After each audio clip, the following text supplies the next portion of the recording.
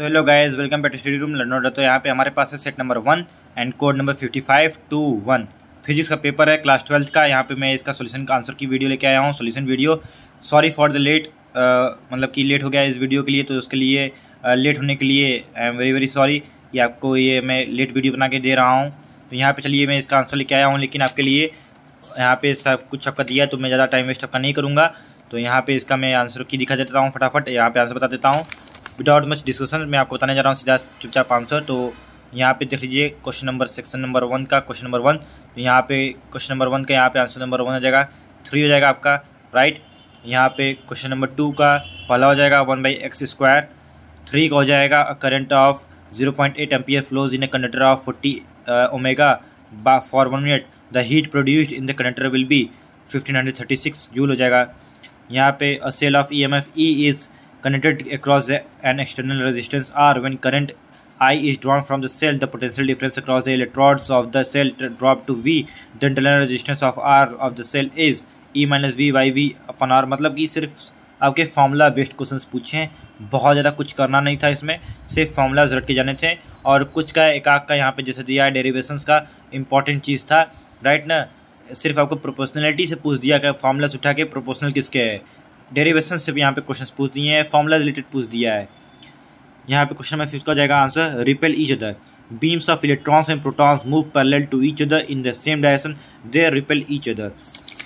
Question number 6 यहाँ पे आपका हो जाएगा option number B1। Question number 7 का हो जाएगा E क्रॉस B हो जाएगा। क्वेश्चन नंबर 8 का हो जाएगा frequency, a ray of monochromatic light propagating in air is incident on the surface of water. Which of the following will be the same for the reflected and the reflected rays। तो यहाँ पे जाएगी frequency, जो दोनों के लिए same होगी, right. यहाँ पे वाटर में भी जाने पे और एयर में भी फ्रीक्वेंसी चेंज नहीं होती है, राइट।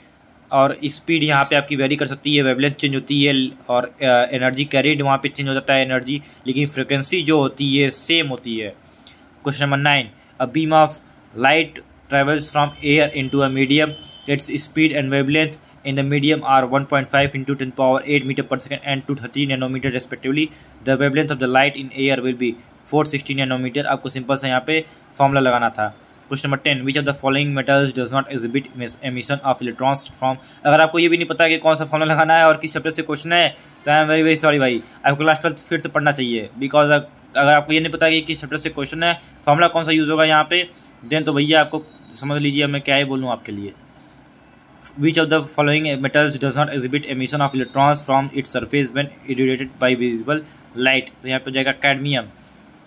यहाँ पे मैं इसलिए बोल रहा हूँ क्योंकि आप कम से कम जाओगे, इसके बहाने मैंने आंसर बता दिया है कैसे आंसर आया है, उसके बहाने कम से कम आप फॉर्मूला ढूंढोगे, फॉर्मूला में वैल्यूज़ पुटअप करोगे। यहाँ पे आपका वेवलेंथ दे के रखा है, यहाँ पे आपका वेवलेंथ जब दे के रखा है, तो स्पीड दे के रखा है, आप स्पीड और वेवलेंथ, यहाँ पे डिस्टेंस दे के रखा है, स्पीड दिया है, तो आपको पूछा था यहाँ पे wavelength of the light air travel in the air, तो वहाँ पे निकालना था आपको।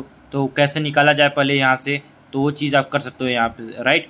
Speed equal to distance upon time से, या फिर आपका फॉर्मूला वहाँ से लगता है वो वाला निकाल सकते हो आप। कैसे आप करोगे कैसे नहीं करोगे मुझे नहीं पता, लेकिन आपको करना है। इससे कम से कम अगर आपने क्लास 12 में नहीं पढ़ा, एग्जाम में नहीं आया नंबर, आप सीख तो रहे हो, उसके बहाने कम से कम मेन मोटिव करना चाहिए आपका, सीखने का होना चाहिए, लर्निंग का मोटिव होना चाहिए। ये नहीं कि बस कॉपी पेस्ट करने वाला काम करें, यहाँ से कॉपी किया वहाँ पेस्ट कर दिया, जो मैं बता रहा हूँ वही सही है। चेक तो करो फॉर्मूला लगा के जो मैं बता रहा हूँ आंसर वो सही है कि गलत है। सी वाला होगा, बी वाला होगा, हो सकता है बी वाला हो, मैंने गलत बताया, 460 वाला हो, आप मेरे भरोसे बैठे हो गलत हो जाए आंसर। बट हाँ, मैं अपना पूरा कोशिश कर रहा हूँ कि आपको सही आंसर बताऊँ मैं, राइट। क्वेश्चन नंबर 11 का हो जाएगा यहाँ पे डी वाला। क्वेश्चन नंबर 12 यहाँ पर हो जाएगा आपका डी वाला, more stable nucleus than its neighbours. The curve of binding energy per nucleon as a function of atomic mass number has a sharp peak for helium nucleus। This implies that helium nucleus is more stable nucleus than its neighbors। Question number 13, in an intrinsic semiconductor the number density of force is 4 into 10 power 20 per meter cube। If the number density of intrinsic carriers is 1.2 to the power 15 per meter cube, the number density of electrons in it is 3.6 into the power 10 to the power 9 meter per cube। Question number 14, pieces of copper and of silicon are initially at room temperature. Both are heated to temperature T. The conductivity of the copper decreases and silicon increases. Right? Question number 15. The formation of depletion region in P-N region died is due to diffusion of both electrons and holes।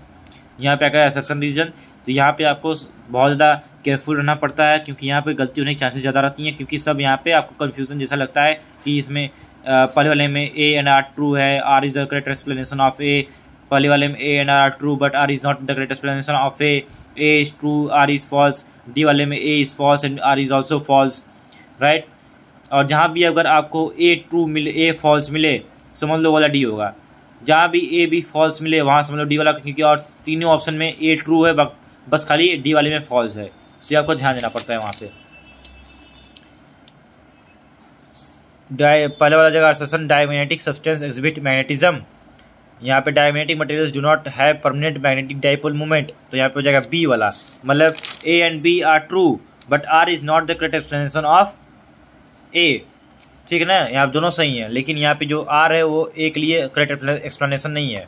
17th assertion, work done in moving a charge around a closed path in an electric field is always zero, electrostatic force is conservative, मतलब nature में होता है। तो हमने class 11th में पढ़ रखा है वर्क एनर्जी पावर में कंजर्वेटिव फोर्सेज में, कि हमारा जो वर्क डन होता है for conservative forces like electrostatic force में, वहाँ पे तो वर्क डन जीरो होता है, और जब भी हम क्लोज पाथ में कोई भी वर्क करते हैं तो वहाँ पे वर्क डन हमेशा जीरो होता है, और वो कंजर्वेटिव फोर्स वहाँ पे अगर काम कर रही है, लाइक इलेक्ट्रोस्टैटिक फोर्स काम कर रही है तो, राइट।